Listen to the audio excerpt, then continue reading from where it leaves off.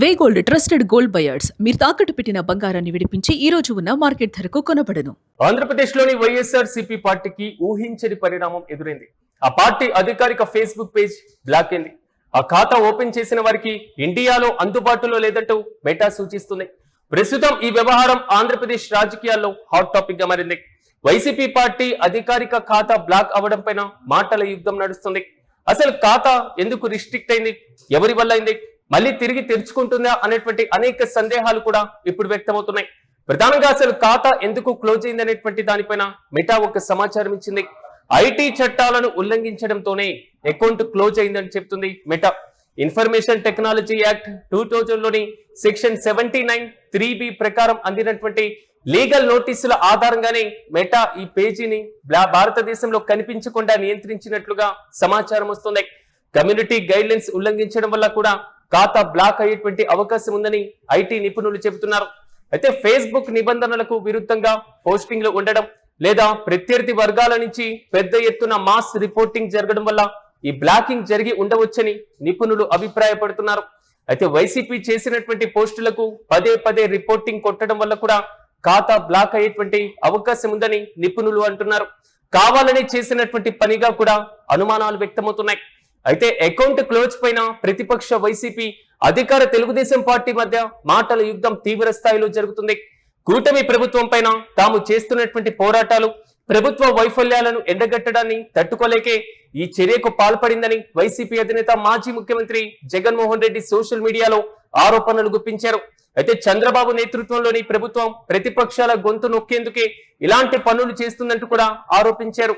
ఏడాది ప్రారంభంలో తన ఇన్స్టాగ్రామ్ అకౌంట్ ను కూడా ఇలాగే తొలగించారని, ఇది ప్రజాస్వామ్య విలువలపైన దాడి అని జగన్ మండిపడుతున్నారు.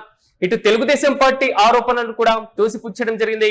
వైఎస్ఆర్సీపీ సైబర్ చట్టాలను ఉల్లంఘించడం వల్లే లీగల్ ప్రక్రియలో భాగంగా ఫేస్బుక్ ఈ చర్య తీసుకుందని తెలుగుదేశం పార్టీ నేతలు చెబుతున్నారు.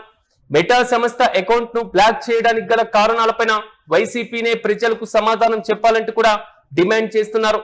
మరోవైపు క్లోజ్ అయినటువంటి ఖాతాలను తిరిగి యాక్టివేట్ చేయొచ్చా అనేటువంటి ప్రశ్నలు వైసీపీ కార్యకర్తల నుంచి వ్యక్తమవుతున్నాయి. ఇలాంటి బ్లాక్స్ లేదా రిస్ట్రిక్టెడ్ వల్ల అకౌంట్ క్లోజ్ అయితే ఫేస్బుక్ మాతృ సంస్థ మెటాకు అప్పీలు చేసుకోవచ్చు. తాము ఎలాంటి నిబంధనలు ఉల్లంఘించలేదని కూడా కోరవచ్చు. ఇందుకు పలు కీలకమైనటువంటి డాక్యుమెంట్లు కూడా సమర్పించాల్సి ఉంటుంది. ప్రధానంగా అకౌంట్ క్లోజ్ అవ్వడం పైన వైఎస్ఆర్సీపీ సోషల్ మీడియా వేదికగా పలు ఆరోపణలు కూడా గుప్పిస్తున్నటువంటి సంగతి. ప్రధానంగా అసలు అకౌంట్ క్లోజ్ అవ్వడానికి ఫేస్బుక్ కి సంబంధించి మెటాకి సంబంధించినటువంటి నియమ నిబంధనలు ఒక్కసారి మనం పరిశీలించినప్పుడు ఐటీ చట్టం ప్రకారం ఇది ఏ సెక్షన్ కిందకి వస్తుంది అనేటువంటి ఇష్యూతో పాటుగా ఐటీ చట్టం 2000 ప్రకారం సెక్షన్ 43, సెక్షన్ 66 అంటే కంప్యూటర్ హ్యాకింగ్ కి సంబంధించినటువంటి అంశాలు కూడా దీంట్లో ప్రధానంగా బేరీజు వేసుకోవచ్చు. అనుమతి లేకుండా ఒక కంప్యూటర్ సిస్టమ్ లేదా సోషల్ మీడియా అకౌంట్ లోకి ప్రవేశించి డేటాను మార్చడం లేదా నాశనం చేయడం కూడా ఈ సెక్షన్ కిందకు వస్తుందంటూ కూడా కీలకమైనటువంటి అంశాన్ని ఇక్కడ పరిగణించవచ్చు. దీంతో పాటుగా సెక్షన్ 66C దీనికి సంబంధించినటువంటి అంశం పాస్వర్డ్ కి సంబంధించి లేదా డిజిటల్ సంతకాన్ని దొంగలించినటువంటి అంశానికి సంబంధించిన సెక్షన్. ఇక 66D తో కూడా ఇది కీలకంగా ఉన్నటువంటి అంశంగా మనం భావించాలి. సైబర్ క్రైమ్ ఫిర్యాదు అందడం, వరుసగా రిపోర్టింగ్ యాక్టివేట్ చేయడం, దీంతో పాటుగా పెట్టినటువంటి ప్రతి పోస్ట్ పైన వందల కొద్ది రిపోర్టింగ్ వస్తే ఆటోమేటిక్ గా మెటా నిబంధనలకు విరుద్ధంగా ఈ పోస్ట్ ఉంది అనేటువంటి ఆలోచన కూడా వ్యక్తమవుతుంది. తాజాగా వైసీపీ చేస్తున్నటువంటి ఆరోపణ కూడా ఇదే విధంగా కనబడుతుంది.